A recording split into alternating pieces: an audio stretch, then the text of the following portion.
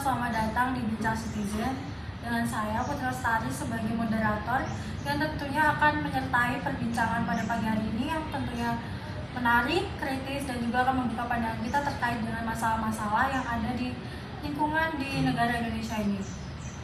Nah, hari ini kami dibersamai oleh 3 pembicara, yaitu ada Renata, ada Valdo, dan juga Radia. Nah, sebelumnya saya akan membicarakan terkait dengan topik yang akan kita bicarakan pada pagi hari ini.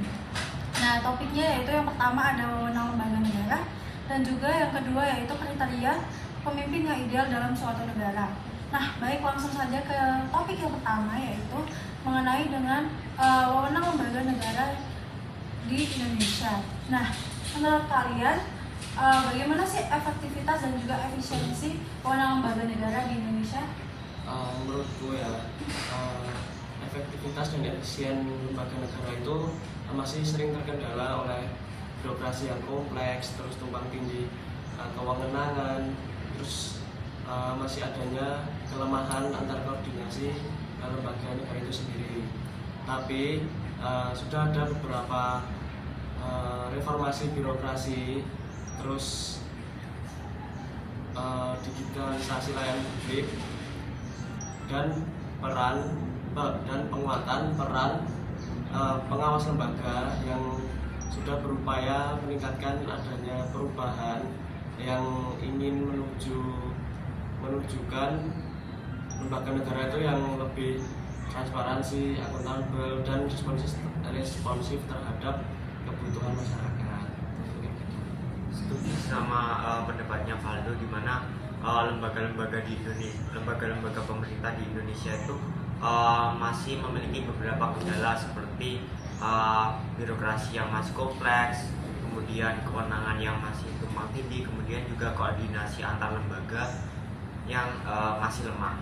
Nah, menurut aku akhir-akhir ini lembaga yang banyak disoroti oleh publik mengenai efektivitasnya yaitu kementerian, karena pada periode presiden yang sekarang itu jumlah kementeriannya lebih tinggi daripada periode presiden sebelumnya. Nah, meningkatnya jumlah kementerian ini tentunya jika tidak dibarengi dengan efektivitas tentu akan merugikan, seperti pemborosan anggaran, kemudian juga pelayanan publik yang lebih lambat. Kalau menurut saya efektivitas di kelembagaan itu tidak hanya dilihat dari ke struktur kelembagaannya aja, jadi dilihat dari ke orang-orang yang di dalamnya atau sumber daya manusia yang berada di lembaganya. Harusnya itu ada rekrutmen yang ketat biar orang-orang yang berada di dalam lembaga itu memiliki kompetensi, berintegritas, dan profesionalisme yang lebih. Wah, keren sekali ya argumentasi dari 3 pembicara kita ini. Nah, seperti yang kalian tahu bahwa memang masih banyak masalah-masalah terkait dengan wewenang lembaga negara ini yang seringkali memang menciptakan ketidakpercayaan publik terhadap lembaga pemerintah. Nah, salah satu permasalahan yang ada itu adanya praktik KKN dalam lembaga negara. Nah, bagaimana sih menurut kalian, bagaimana kalian menyikapi terhadap permasalahan ini? Kalau aku sendiri, KKN itu tuh seperti kayak penyakit kronis di dalam suatu lembaga. Kalau penyakit itu tuh belum diberantas, dan itu kemungkinan besar tuh lembaga-lembaga negara itu lebih sulit buat efektif ataupun efisien. Betul sih, kalau terkait dengan kepercayaan masyarakat sendiri, menurut aku banyak masyarakat yang tidak percaya dengan pejabat pemerintah. Hal tersebut karena sampai saat ini masih banyak pejabat pemerintah yang terlibat korupsi gitu. Jadi padahal kepercayaan publik terhadap pemerintah ini perlu agar pemerintah dapat menjalankan fungsinya dengan baik. Nah, makanya dari itu tuh perlu adanya reformasi yang serius gitu, biar dari penegakan hukum yang tegas, transparan, sampai dengan ke pendidikan yang anti korupsi gitu. Oke, wah, terima kasih atas argumentasinya. Baik, memang masih banyak hal yang perlu dievaluasi terkait dengan wewenang lembaga negara ini yang memang seringkali tidak sesuai dengan fungsinya dan juga prinsipnya sejak awal. Nah, langsung saja kita lanjut ke topik yang kedua, yaitu mengenai argumentasi terkait kriteria seorang pemimpin yang ideal.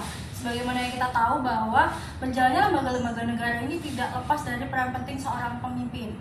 Nah, menurut kalian itu bagaimana sih pentingnya peranan seorang pemimpin dalam suatu pemerintahan, dan menurut kalian itu pemimpin itu idealnya bagaimana?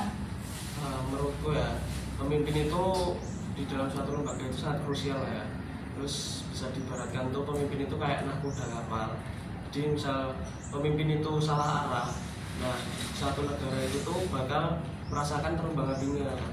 Nah, pemimpin juga itu bukan soal tentang jabatan saja, tapi tentang tanggung jawab, bisa menjadi panutan, bisa mengambil atau membuat keputusan, dan yang paling penting itu bisa menjadi penggerak perubahan.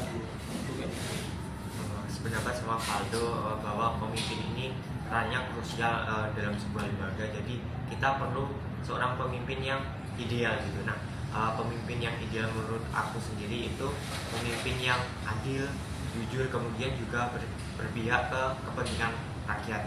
Jadi pemimpin gak hanya pintar ngomong aja, tetapi juga harus berani mengambil keputusan-keputusan yang berpihak ke kepentingan masyarakat gitu. Selain itu juga pemimpin juga harus memiliki visi yang jelas gitu. Jadi tahu lembaga yang dipimpinnya itu mau dibawa ke arah mana. Ya, setuju banget sih. Menurut saya seorang pemimpin tuh harus dekat dengan rakyatnya gitu. Mau mendengar, mau turun langsung ke lapangan, tidak hanya duduk di balik meja aja. Jadi kalau seorang pemimpin punya integritas dan mau dekat dengan rakyat, peduli dengan rakyat tuh, maka kelembagaannya juga akan berjalan dengan ke arah yang benar. Baik, keren sekali argumentasi dari 3 pembicara kita ini. Nah, ada satu pertanyaan menarik nih mengenai seorang pemimpin. Nah, menurut kalian itu pemimpin di negara demokrasi itu berbeda nggak sih sama pemimpin di negara-negara yang memiliki sistem pemerintahan seperti liberal, seperti komunis? Nah, menurut kalian apakah seorang pemimpin yang ideal itu harus serta-merta sesuai dengan kriteria ideal pada pemimpin yang ada di daerah demokratis, atau bagaimana? Bagaimana pendapat kalian soal ini? Menurutku pemimpin di negara demokrasi itu memiliki karakteristik fundamental yang berbeda daripada negara yang liberal atau komunis. Di negara demokrasi sendiri, legitimasi itu lebih tergantung pada mandat masyarakat melalui pemilihan umum itu yang bebas dan adil, berbeda dengan negara liberal dan komunis. Pendapat jadi terdapat perbedaan di negara demokrasi dengan negara liberal maupun negara komunis. Menurut aku perbedaannya ada di fokusnya. Jadi kalau negara-negara liberal itu menurut aku fokusnya lebih bagaimana melindungi hak-hak sipil dan mengurangi intervensi dari pemerintah. Sedangkan kalau negara-negara komunis itu lebih fokus ke bagaimana menciptakan masyarakat tanpa kelas melalui kontrol sumber dayanya yang lebih sentralis. Juga sih, cuma melengkapi aja.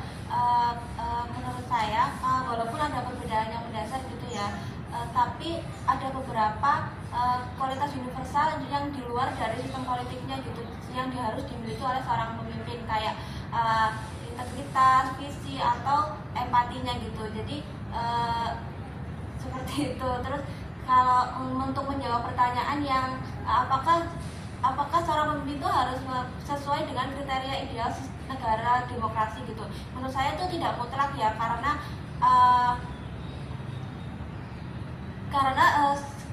sistem negara itu mempunyai kelebihan dan kekurangannya masing-masing. Oke, wah terima kasih argumennya. Keren sekali argumen dari 3 pembicara kita ini. Nah, dari perbincangan kita ini kita jadi memiliki pemikiran yang terbuka nih terkait dengan wewenang lembaga negara dan juga terkait dengan kriteria seorang pemimpin yang ideal. Nah, dari perbincangan kita ini kita dapat menyimpulkan bahwa kekuatan dari lembaga negara ini tidak terletak pada wewenangnya saja, tapi juga terletak pada integritasnya dalam menjalankannya untuk rakyat. Oleh karena itu diperlukan partisipasi publik untuk terus mengawasi dan juga memiliki kepedulian terhadap pelaksanaan pemerintahan yang ada di Indonesia.